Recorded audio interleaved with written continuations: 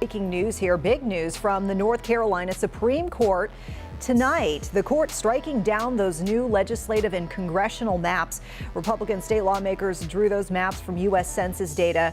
And so tonight, those lawmakers, they are rushing to get together and redraw the maps. They have until February 18th to submit new ones to a trial court. Impact it has is on candidates running for office. I have to think that the various candidates for congressional and for state legislative districts, those candidates and their campaigns are really sweating tonight because they could be in a totally different district once these new maps are drawn. And happy Saturday and welcome to The Deal. I'm your host, Ed Clark. It is Saturday, February 5th, 2022. I'm Ed Clark. And we are so delighted that you decided to come and spend some time with us. We do this every Saturday to try to make some sense of what's going on in the world. And as you could see, coming in from the intro, the big story, at least for us here in North Carolina, is the North Carolina Supreme Court has decided that the districts that were drawn by the Republicans are no-go, and they have to be redrawn. Hopefully we'll have Irv Joyner on to talk about that. He's been involved in some of those cases. So hopefully he'll be in with us in a little bit. But as always, guess who's here? Val Atkinson is back after taking a week off. We gave him a week off from his high-paid job on The Deal. Val, welcome back to The Deal. And thank you. Thank you for allowing me to come back. Well, no problem. Look, let's jump right into this. I know you got some other stuff to do today. And like I said, hopefully we got Irv Joyner in a little bit later. But you saw the story coming in about the districts being a no-go. And like I said, maybe Irv can give us a little more background on some of the legal implications. But I want to talk to you about the political implications. I mean, we know that you have been involved in a lot of political campaigns over the years and that kind of thing. The districts as they had been presented were going to be very difficult for the Democrats, to say the least. Does any of this change or any of this from the Supreme Court make it more hopeful for the Democrats, or are they still in a big bind here? I think it makes it more hopeful for the Democrats, because it appeared as though all of the gains by African Americans and Latinx people were going to be given to whites in terms of an increase in representation.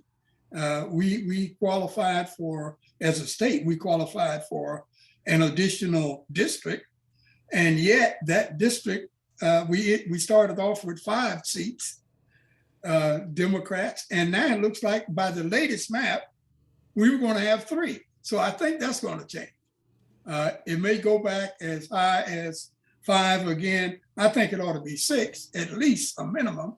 The floor should be 6 districts that are favorable to Democrats, but we'll see what happens. So my question has to do with some of those people who've already tendered their resignation and said that they're not going to run for Congress for their seats again. Mine is an administrative question as to how does this affect them.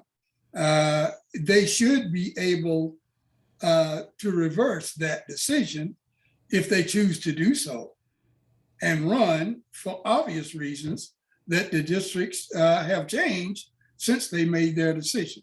So I'm looking to see what the answer to both of those is, and I hope that Irv can shed some light on that.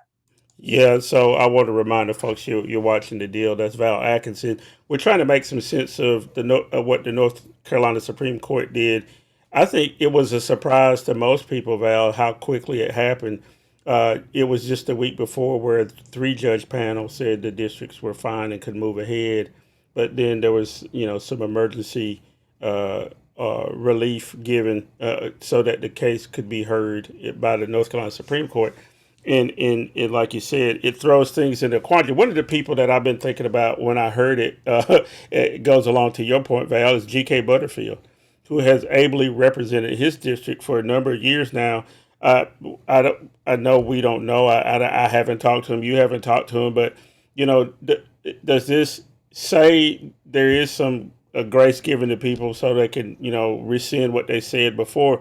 Do you think though the Republicans will still draw a district that would be favorable to G.K. Butterfield? I think not. I think that was part of their grand scheme is they wanted to get rid of someone like G.K. Butterfield. What do you think? I think you're absolutely right about that. But if they have to draw districts according to the law and take in consideration the census and all of those other kind of things that they said they would, of course, it's going to be different. So the big question in my mind also, Ed, is whether or not the map as we know it now, was that the best they could draw? Is there anything else left in the tank? Can they make it even worse? I doubt they'd go in that direction because of what the court has found and has ruled. So I believe any changes made will have to go in the other direction to meet the court's specifications. So we're talking about drawing lines that move from the favorability content of 3 seats for Democrats to somewhere around 5 or 6. So we'll see how that goes. But I think they got all the juice out of that orange that they could get when they drew the lines as they have them now. So I think any kind of redress will have to be in a favorable direction for the Democrats. Yeah. Well, I hope people understand how important this is. I keep trying to stress all the time that there's never a time when you should not vote. You should always vote. And regardless of how they draw these districts, you may be surprised what kind of impact you can make if the turnout is correct, or turnout's in the favor of the Democrats if they can get people out to vote. Let's switch gears then, and hopefully we've been trying to get Irv Joyner on the phone so he can get into the nuts and bolts of that. But let's switch gears. Let's talk about one other thing, conversation you missed last week that I had with Dr. Nicole McFarland about African-American woman being on the top of Joe Biden's list for the Supreme Court. Let's take a look at a clip from your buddy Ted Cruz, and then we'll talk about it. The fact that he's willing to make a promise at the outset that it must be a black woman, I got to say that's offensive. Right. Black women are what, 6% of the U.S. population? He's saying to 94% of Americans, I don't give a damn about you. You are ineligible. And he's also saying it's actually an insult to black women. If he came and said, I'm going to put the best jurist on the court, and he looked at a number of people and he ended up nominating a black woman, he could credibly say, okay, I'm nominating the person who's most qualified. He's not even pretending to say that. He's saying, if you're a white guy, tough luck. So Val, a lot of white men have been apoplectic, saying that Joe Biden is by saying that he would select an African American woman is doing something that nobody's ever done before. This is so sacrosanct, blah blah blah blah. And when we all know that of the people who have been on the court, there have been some that weren't lawyers. There have been some that were lawyers of dubious distinction. And then the last Supreme Court justice appointed, Amy Coney Barrett, had very scant experience on the bench and very scant experience as even a clerk to other Supreme Court justices. So what is Ted Cruz and these people talking about when out of the 12 people at the top of the list on Joe Biden's list are much more distinguished than even Gorsuch or Kavanaugh, not let alone Amy Coney Barrett? Yeah, you're right about that, Ed. And all Ted Cruz's. Ted Cruz attended Harvard University. Okay, so let's throw that out there first and say he's not a dummy. Okay, he knows what he's doing. He knows that people like you and I and the average American knows that it's a bunch of crap. Okay, what he's doing, this message that he's getting out now is for some of those 30%ers that are going to be with Trump regardless, He's feeding them pablum so they can stay with the program. And he knows he's not going to change anybody's mind with these facts or whatever. And he hopes that we pick it up and talk about it and argue about it. This is the guy I was thinking about, Ed, when I told you that some of these guys have a PhD in mathematics from MIT, and then they want to argue with you and I about whether 2 and 2 is actually 4. I ain't falling for it. I ain't falling for that kind of stuff. So let him keep on talking. I know what he's doing. Everybody knows he's stupid and that he doesn't believe a word he's saying himself. So I'm not going to play his game with him to help him spread these lies and this foolishness in the ears of some people that he's trying to convert. I'm not going to help him. You know, one of the practical outcomes, though, Val, would be that Joe Biden kind of pulls back and maybe picks somebody who isn't as progressive. And again, when you were talking about the court, you're not supposed to be liberal or conservative, whatever. You're just supposed to be able to interpret the law and be qualified from that standpoint. But do you think it may shade his thinking on who he picks? Somebody obviously that won't provoke much controversy, so on and so forth. Well, now that's the story that we need to be talking about, I believe, is first of all, why is Joe Biden considering appointing an African-American woman to be on the Supreme Court? You have to go back to the decision he made to tell not only Representative Clyburn and people in South Carolina, but Black people all over America that, hey, I know what you did. If it wasn't for me, it wasn't for you guys, I wouldn't be here, okay, as president.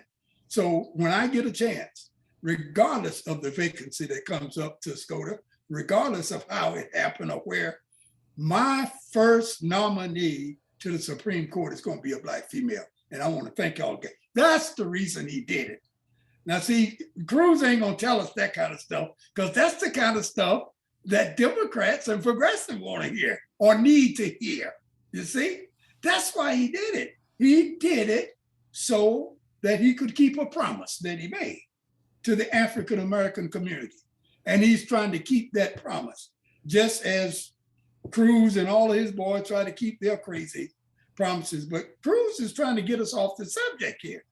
We need to be talking about whether or not Joe is keeping his promise, and that's that. And let's go on further and talk about something else.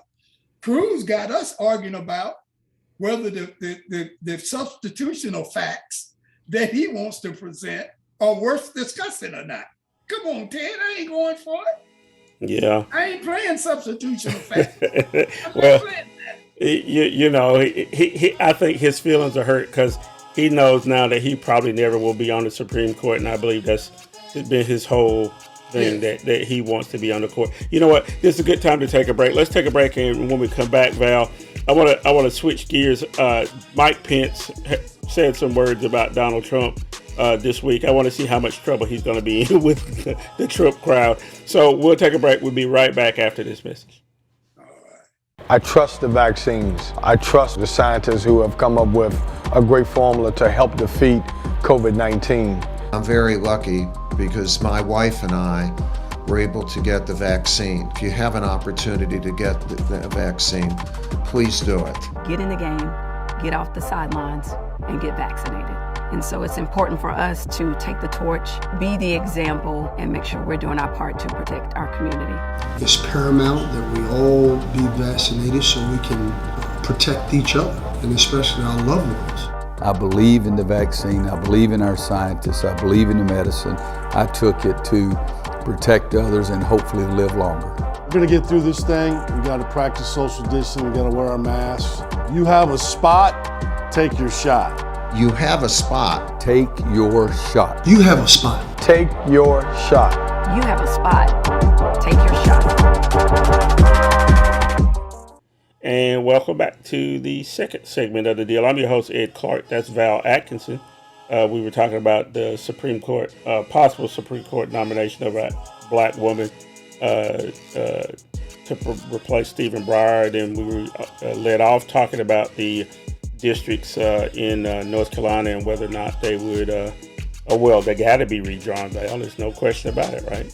We're going to have to do that. And what the practical effect is, I'm hoping that the practical effect is that somebody like a G.K. Butterfield may be able to rescind his talk about resigning and get back in, but you never know what can happen. So, Val, let's switch gears. I want you to see a clip real quick. This is Mike Pence, the man so famous for being Donald Trump's vice president, but also the focus of a hanging attempt by Donald Trump's buddies. Here's Mike Pence. But there are those in our party who believe that as the presiding officer over the joint session of Congress, that I possess unilateral authority to reject electoral college votes. And I heard this week that President Trump said I had the right to overturn the election. But President Trump is wrong. I had no right to overturn the election. The presidency belongs to the American people and the American people alone. And frankly, there is no idea more un-American than the notion that any one person could choose the American president. Under the Constitution, I had no right to change the outcome of our election. And Kamala Harris will have no right to overturn the election when we beat them in 2024. So only 1 year after the 1-6, does Mike Pence say that it was wrong, right? He vehemently now says that it's wrong. And so what's his angle, Val? Why now? And what is the practical effect on the Republican Party? Well, what he said makes sense to me regarding the number of hours that his close lieutenants spent with 1-6 committee. You know, they just came off of a unprecedented amount of time for somebody that high up. His chief of staffs, his other lieutenants spent almost 10 hours. And the chair of the 1-6 committee basically said that it was a highly productive meeting. And I'm saying, what's going on here? What is happening? And then to have Pence to come up and say what he said makes sense to me. In other words, those guys were laying the groundwork before Pence, and to tell the committee that he's prepared to come up and say this, he's going to admit that, he's going to say this, he's going to say that, and everybody thought it was a wonderful thing. So now that makes sense when I saw him come up and make these kinds of revelations and to say these kind of things. But getting back to your question, I think that Pence is reading the tea leaves carefully, and I think he's reading them correctly, that Donald Trump and his minions are losing the support that they had. They are no longer peaking. They have peaked, and they are going down the other side of the mountain. So Mike Pence is saying, well, if that case is true, who are some of the people that could readily step in his shoes, in his place? I got to be considered as one of them, as his VP, but I've got to have people look at me as an alternative to Donald Trump and not the replacement for Trump because they want to do something bad to him. So he decided to make that big decision. I am going to be the alternative to Donald Trump. And let's see how the cards fall out. That's what he decided. You know, one of the things, Val, which really I think turned a lot of this is a lot of the documents being turned over to the 1-6 committee without people showing up who've been subpoenaed to testify. Not having any written documentation makes it really hard. And one of the revelations this week was that some of those documents were torn up into pieces, and pieces so small they resembled confetti, according to the reports. Are we looking at a sort of a Watergate kind of thing where once you have enough documentation, we can actually move this along? Or do you think Trump never really will come to justice, but he may be left on the scrap heap of history like Richard Nixon, right? Nixon never spent the day in jail. We know what he did. We even heard him, telling Haldeman and them what to do to cover it up. Are we in that sort of same territory that the paperwork is going to make it bad for Trump and he'll be out of here just on that alone, and maybe that's the best we're going to get out of it? Well, it really doesn't have a lot to do with the paperwork and that kind of thing, Ed. I'm embarrassed to say. It really has to do with the heart and will of the Democratic leadership. Democrats, going back to the 30s, have had this whole notion of a different form or style of criminal justice.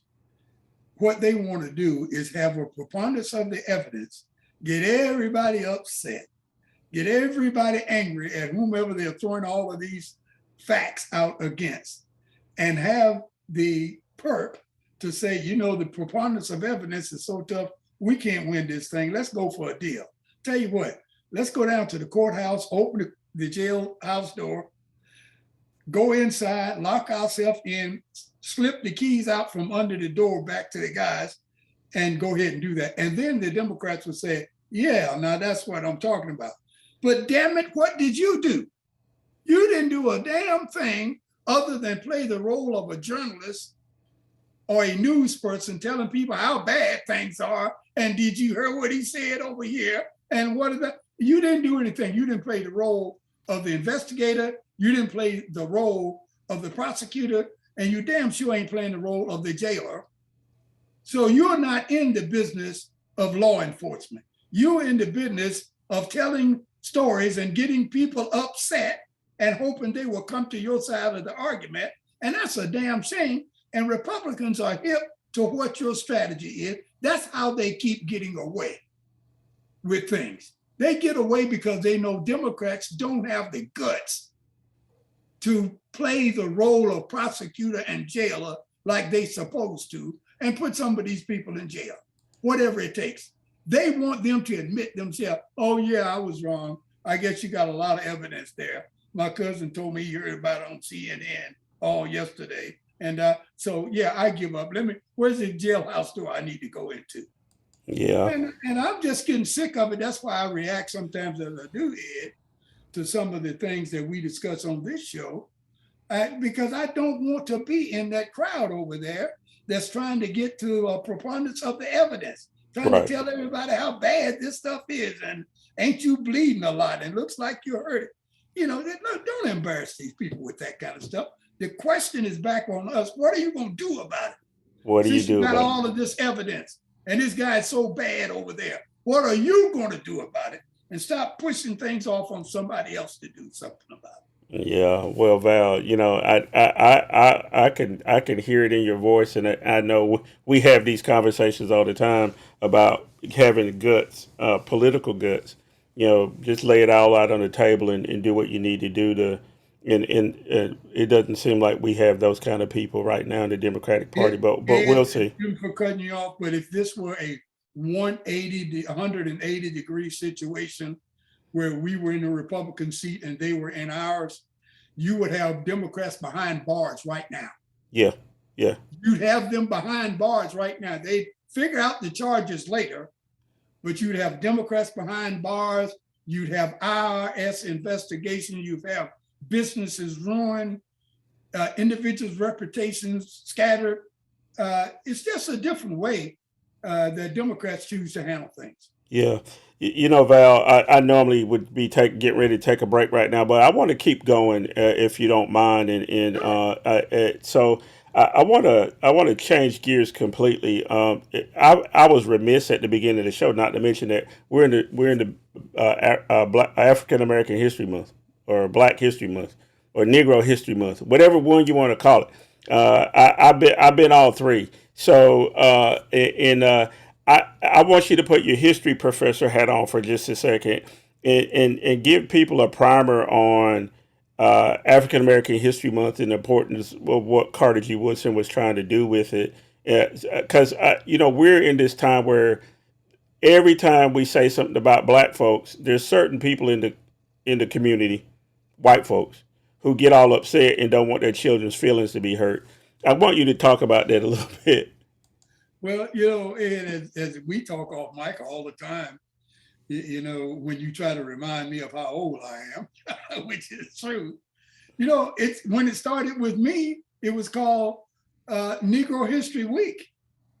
It was just 1 week, and people had put a few notices on the bulletin board of people who had excelled. Jackie Robinson, because you're talking about in the 50s when I was in high school. And so Jackie Robinson broke the color line in baseball in 47. So he was always up there, Jackie Robinson. And then it was Althea Gibson. And then it was, we'd go back and talk about George Washington Carver. And we'd talk about a lot of people who made all of these great inventions to make life easier and more comfortable for Americans and that kind of thing. But that was it. That was it. I mean, we had to do it that way because this is during the time of legal segregation in Virginia in the 50s, okay? School segregation was legal. And we got our books. I attended public school. The Black public schools got their books hand-me-down from the white public schools in that same town. And in the town that I attended high school in Portsmouth, Virginia, there were 3 high schools, 2 white and 1 black. I.C. Norcom was the black high school, and we got all of our books from Woodrow Wilson and Craddock High Schools, which were both white. And they were in horrible shape when we got them because a decision was made, if we don't need all of the books, just give us enough to get by for another semester or term. And they chose the worst books to send us, books with missing pages. I mean, and you'd go there and you come back to school the next day and say, Teacher Jackson, you told us to read pages 28 to 142. Pages 30 through 61 are missing in my book. What did it say? And then you'd have to talk through that and get through that. I mean, it was just horrible. And they thought that was too much. That was 1 week of Negro History Week. And then it became a month, Negro History Month. Then it became Black History Month. It didn't become legalized in the white world, if I can use those terms, until 1976. When President Ford, Gerald Ford was president. And he signed some documentation. And the reason he signed it in 76, it was an election year for him. He ran against Jimmy Carter and lost anyway, but he's trying to get some black votes.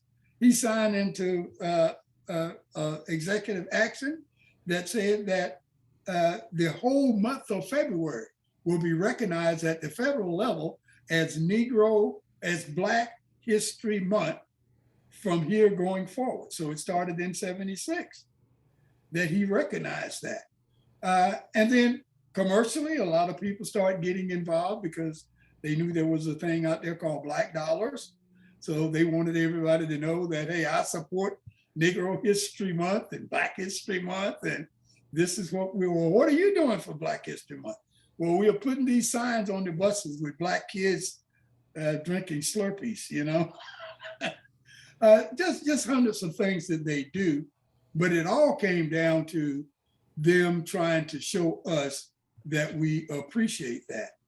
What they didn't understand, Ed, and I'll stop here, is that nobody has answered the question to me as to how do you celebrate Black History Month during the times of critical race theory?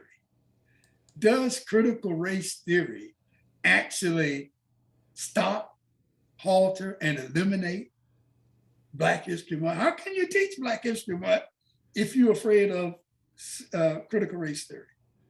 Yeah, Val, that's an interesting point. I saw this artist. He has this picture he drew of a man whitewashing over Martin Luther King and Malcolm X and Harriet Tubman and a whole bunch of people. In the name of the picture is critical race theory. It's ironic, it's funny in not the funny haha way, but in the sort of satirical way, and sad that we have never had a good run at being completely free, being completely appreciated for what we do, and so on and so forth. It reminds me of the fact that today, Saturday, the 5th of February, over in this little town called Chapel Hill, today, Duke and UNC are playing. So what does that got to do with Black History Month? There's a lot of history in between Duke and UNC when you think about ACC basketball, but there's a lot of history, Val, in that it hasn't been that long since Black players have been playing at either school. Charlie Scott at UNC, you talking about, late 60s into the 70s before, you saw Black players, and then McAdoo and people like that on the court at UNC, and then Phil Ford. And then over at Duke, Eugene Banks and Johnny Dawkins, they were some of the first real Black stars at Duke. And you talk about then just the biggest Black players in the history of basketball, period, between those two programs. I'm a UNC person. You're a Dookie. Talk to me, though, about what people don't realize about the importance of Black players finally getting into leagues like the ACC and what it did to change basketball. Well, I'd like to go back to one thing that a lot of people don't know about. The very first game played between Duke University and the University of North Carolina at Durham, we call it North Carolina Central University, okay? And they played it at a time which the game was illegal. They played it at McDougal Gym on the campus of North Carolina Central University. Duke guys came over and they played it. And no one was in attendance that was not a part of each team's program. So only they, and the score was kept, but the clock was turned off immediately after the game was over. And the reason they turned it off was that the final score was double. It was Duke 44, North Carolina Central 88. And they didn't want the public to know about or hear about that. That these Black guys may be just as good, if not substantially better than our white boys. And because that would turn everything on its head. You'd have to start recruiting Black guys to play for you. And then if you decided not to recruit Black guys, you're not going to win very many games. So it was a lose-lose situation for a lot of these segregationists who wanted things to stay as they were. But now that's a long, long pass ago. I looked at today, I was looking just a little bit at some games on TV, and I can't tell who's playing anymore, because regardless if it's the SEC, the ACC, or some Northern or Western conference, it's easy to turn on a game and see 10 Black ball players on the floor. Every team has it. I mean, and it's no big thing anymore. I mean, what is really unusual, if you go out to the Midwest and you see Iowa State in one of those games, they got 4 white guys starting, and you'll say, hey, what's going on here? And that has become a novelty. So all of that kind of stuff happens, and we keep going, and we think we've made progress until you hear things like Brian Flores submitting a class action suit because he feels, now this guy's a coach in the NFL, highest level of coaching football on the planet. And he has to submit a class action suit for racial discrimination in hiring. Well, Val, you were reading my mind, and you went right to what I wanted to talk about next, Brian Flores. But I want you to hear what Shannon Sharp had to say on his show, and then we'll talk about it real quick. Okay. Skip, let this sink in for a second. I want people at home. Josh McCown has had 2 interviews. He's the leading candidate to be the Houston Texans head coach, and he was coaching high school last year. I just want people to, do you believe, I want someone out there in your heart of hearts, do you believe that a black high school coach could get an interview to be a head coach in the National Football League? Josh McCown got 2, and right now he's at the front of getting a Texans job. The Dolphins, it looks like Mike McDaniel and Kellen Moore. It's going to be interesting, Skip. I'm gonna see if Jerry Jones what Jerry Jones said is true. Kellen Moore gets this job, he turns it down to go back and be the OC at Dallas. Yeah. Now I'm gonna see if Jerry Jones said everybody want to be the head coach of the Dallas Cowboys. Yep. So Val, guess what? There's a white guy who is a high school football coach who's gotten 2 NFL interviews, and it's a whole bucket full of black men who either distinguish themselves as players, but obviously distinguish themselves as offensive coordinators, defensive coordinators, special teams coaches who can't get real interviews. And Brian Flores says that he was even encouraged to lose games. And on top of that, he made the Miami Dolphins team a better team and still got fired. Talk to me some more about not just the lawsuit, but the reality is the NFL is this exclusive club anyway. You have to be a billionaire to own a team. Can you explain to people what it's like, what the NFL really is? Well, I can't explain it about what it. I thought you were going to ask me to explain what it's like being a billionaire. And I'm a little away from that, just a couple of quarters, a dime or 2. But you've hit on something now, Ed, that people in these early stages of what I'm going to call the Brian Flores saga, that they seem to be running away from it. They don't want to talk about it. It's like Colin Kaepernick. He wanted to protest police brutality and racial injustices. And they got him talking about supporting the flag and first responders. And Colin even wanted to know where did this first responders and flag stuff come from? You see how easy it is to take over somebody else's piece and change it into something else. I want to get back to the issue here. The issue here is the owners. And the NFL can change the rules if they care to as to how we acquire owners, or how do you become an owner of an NFL team, okay? They can change that rule to make it so that there are more non-white owners of NFL team. Right now, there's only one. And he ain't black. And there's only 2 coaches, head coaches, that ain't black. The Washington Commanders and, of course, the Pittsburgh Steelers. And there's something wrong with that. You have 32 teams in the NFL. Well, we got to attack it where it hurts. We got to attack it where the problem is. That is ownership.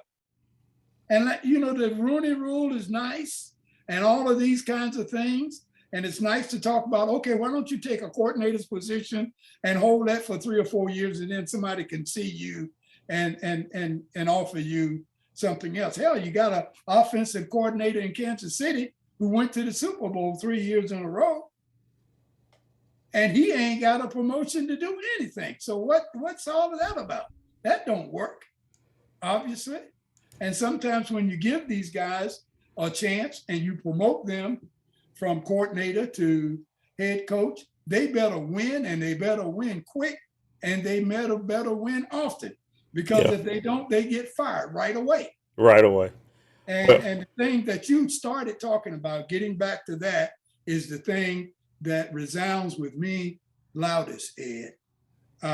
High school is 2 levels below pro.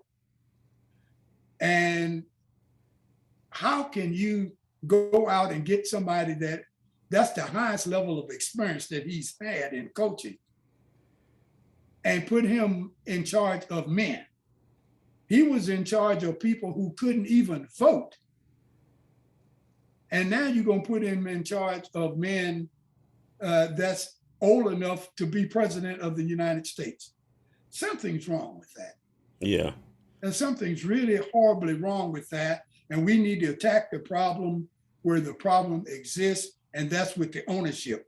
You know, all of this marginalization and incrementalism and all of this other crazy stuff like the Rooney Rule, I don't want to hear anything about that. You go do that, but don't ask me to go run the ball and stop talking and just shut up for a while because we just gave you a new Rooney Rule 2.0. I don't want that. I don't want any more of that. I want real change.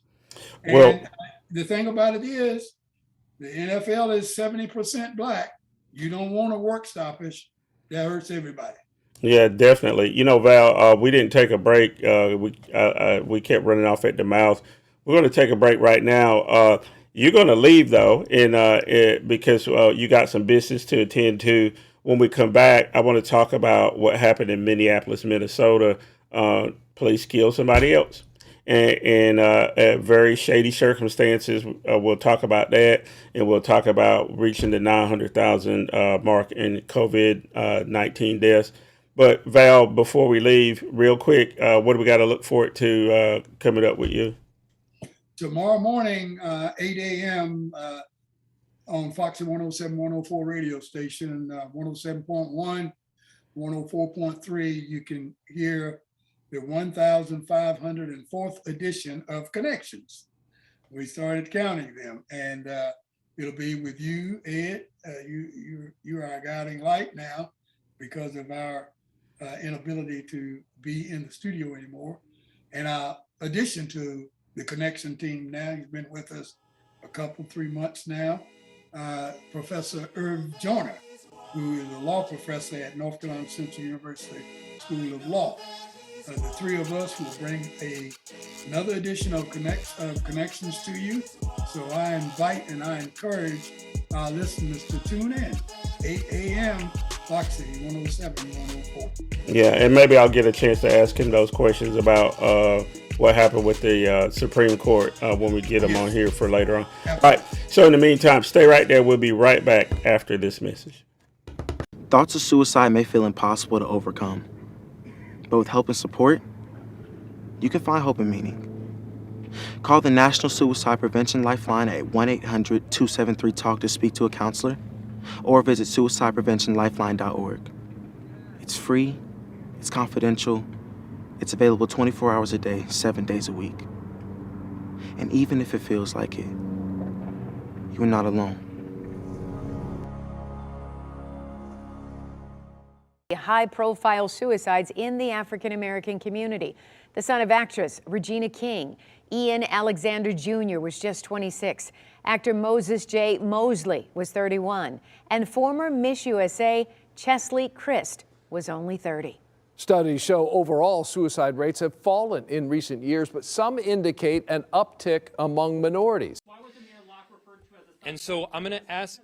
Why was Amir Locke referred to as a suspect in the MPD's press release? I don't know. So, can you speak to that? Also tonight, Mayor Jacob Fry says he's putting a temporary ban now on no-knock warrants in Minneapolis. The SWAT team carried out its raid at 6:48 a.m. Wednesday, 12 minutes before Minnesota law says no-knock warrants can be conducted, unless a judge agrees that a nighttime search is necessary to prevent the loss, destruction, or removal of objects, or to protect the searchers or the public. Under the law, police have to justify a no-knock warrant, and 2 high-ranking police officials need to sign off on the application. The search warrants are under seal, meaning all questions will stay unanswered for now. And welcome back to our final segment of the deal. I'm your host, Ed Clark. It is Saturday, February 5th, 2022, and Val Atkinson was in with us on the first 2 segments. He had to run, and we were trying to get Irv Joyner here, but we're actually going to be recording with him a little bit later on for Connections, the show tomorrow on Foxy 107, 104 on the radio. I wanted to ask Irv about what was going on with the North Carolina Supreme Court decision to take a look at the districts that were drawn and ultimately are not going to be able to go through and what's going to happen. So tune in tomorrow morning for that discussion. But in the meantime, on the way back in, you saw some clips about some stuff that happened in Minneapolis, Minnesota, of all places. You would think they had learned their lesson. Amir Locke was a young man sleeping on the couch. The police, as you can see from the video, had a key, entered the house, startled Mr. Locke. He's a registered gun owner. He had the gun with him, and then they immediately shot him within 10 seconds. And then there's not been an outcry by people from the likes of the National Rifle Association and those kind of places about how, in this case, a lawful gun owner ended up losing his life. And so the police were supposedly investigating a murder. Mr. Locke is not the subject and was not the subject of that investigation, and now he's dead. You would think the city of Minneapolis would have learned his lesson, but Mayor Fry now says that he's going to ban no-knock warrants. That was supposed to happen in some of the reform that came out of the George Floyd's death, even though George Floyd was not over a warrant. But they said they were going to make reforms to the police department in Minneapolis, Minnesota. What we've seen is that there's been a reluctance to really take on police reform. You see what's happened in New York is that there's been a spike in crime in New York and a lot of other places. And so the response has been to fall back to what we have done in the past in places like New York. In the case of Minneapolis, I don't think they did anything. And now they're paying the price. And the Attorney General Ellison, who prosecuted the Derek Chauvin and the other police officers, now has been called in to look into what happened in Minneapolis. What I want you to keep your eyes on here is, will there be charges for these officers who basically assassinated Amir Locke? That's the only way I can characterize this. I mean, he was not the subject of this investigation, and therefore should not have ended up dead, but he did. So we will follow up on that story and talk about it some more in the coming weeks, because I'm pretty sure there's going to be plenty to talk about. The other story I wanted to talk about before we ended up today is the COVID-19 hit 900,000 people dead here in America. I suspect that number is higher. Let's take a look at a clip, and then I'll talk about it a little bit on the way back in. The pandemic and a grim new milestone tonight. This evening, more than 900,000 lives have been lost to the virus in this country, almost 2 years to the day that the first death was reported. But there are new signs tonight that we could be turning the corner, and the new study here on masks, N95s, surgical masks, and the ones made of cloth, and how much protection each provides. Here's Whit Johnson. Tonight, the country passing another unthinkable milestone. 900,000 lives lost to the virus, nearly 2 years after the first known COVID death in the U.S. It's all on all of us to essentially do what we can, get tested, vaccinated, reduce transmission in the community to really, prevent getting to those further milestones. So much loss, taking its toll on the front lines. I just pray I don't have to zip up another body bag. I don't have to call someone and let them know that their loved one's not coming home. Tiffany Porter's 3-year-old got severely ill. She's grateful she made it home from the hospital. This virus doesn't care who you are. It doesn't care your age. It doesn't care anything about you. So, we have been saying here for the longest time that please get vaccinated. Please take the steps and measures necessary to save your own life, if not the life of others. I'm quite aware that a number of people who have died from COVID-19 may have been vaccinated. And you see people like Joe Rogan out there saying crazy things about non-medical things. And it led to a dispute with Spotify with a number of artists, including Arie, who have decided that they would rather not have their music on Spotify. And Spotify lost a lot of money. Their bottom line got hit. Their main star is a guy named Joe Rogan, who, if you watch UFC fighting or you listen to his podcast, The Joe Rogan Experience, he has people on the show that say things that aren't true, and he says things that aren't true. Arie said, take my music off, and let's listen to what Arie had to say. Hey y'all, I want to leave a short message here about why I decided to ask my music be pulled off of Spotify. I empathize with the people who are leaving for the COVID disinformation reasons, and I think that they should. I also think that Joe Rogan has the right to say what he wants to say. I also think that I have the right to say what I want to say. So as an artist who builds, Spotify is built on the back of the music streaming. So they take this money that's built from streaming and they pay this guy $100 million, but they pay us 0.003% of a penny. Just take me off. I don't want to generate money that pays this. Just take me off. That's where I'm at. And I know that I'm actually, to be honest with you, surprised that my statements were picked up, because I thought people weren't really going to listen to me, because that's what I'm used to from the industry. But I'm glad that I am being heard, and for that reason, I want to clarify my statements. And again, she's absolutely right, and to be upset. And we will, again, like other stories, keep our eye on this, and we'll follow up in the coming weeks to see what happens.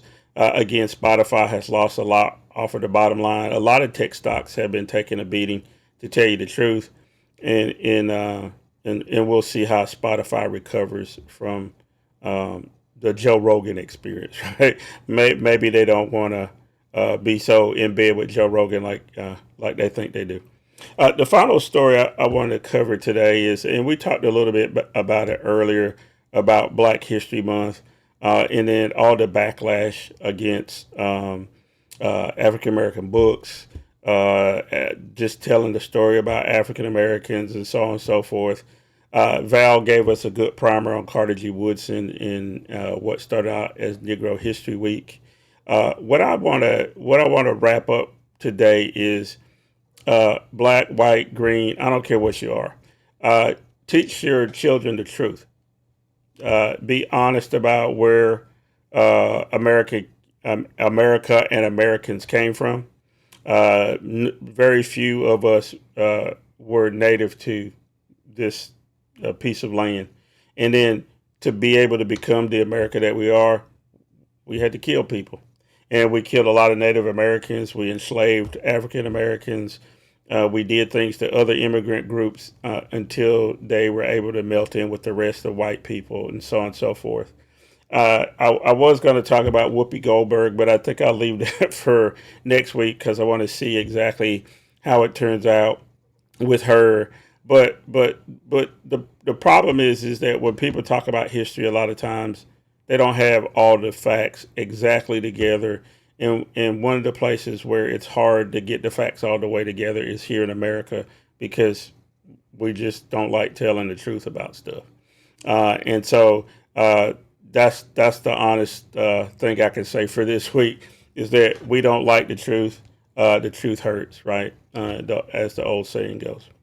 Well, I'm looking at the clock, and it says that it's time for me to wrap up. So what I'd like for you to do is encourage people to watch The Deal, to read the pieces on The Deal with edclark.com. My piece this week is on Brian Flores, the former coach of the Miami Dolphins, who are suing the NFL and the Dolphins for racial discrimination. I have some more detail about the history of black coaches in the NFL, and then the history of black players in the NFL, for that matter. I know a lot of folks are going to be watching the Super Bowl next Sunday. That's a given. Whether you like football or not, you're going to watch. But it's also important to keep into perspective what the NFL is, why they exist, and what real opportunities exist for black folks in the league. In the meantime, I will be watching Carolina beat Duke today. I hope you do the same, and then come back with us next week. You've been watching The Deal. Thanks a lot. Bye. 10 of the Negro. Carter G. Woodson says, by forgetting the classroom for the time being and relying upon an awakening of the masses through adult education, we can do much to give the Negro a new point of view with respect to economic enterprise and group cooperation. The average Negro has not been sufficiently miseducated to become hopeless I don't know if that's the case yet, but this is where I want you to Bring in. Come on. He says, our minds must become sufficiently developed to use segregation to kill segregation, and thus bring to pass that ancient and yet modern prophecy, the wrath of man shall praise thee.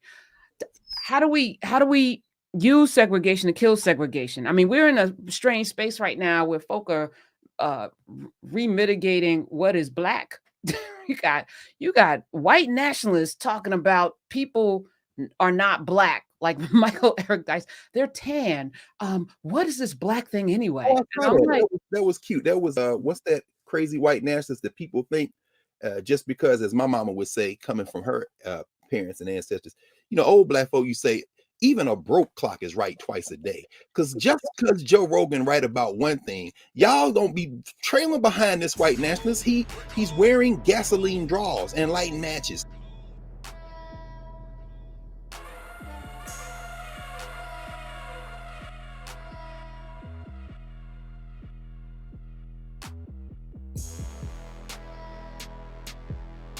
Breaking news here, big news from the North Carolina Supreme Court. Tonight, the court striking down those new legislative and congressional maps. Republican state lawmakers drew those maps from U.S. Census data.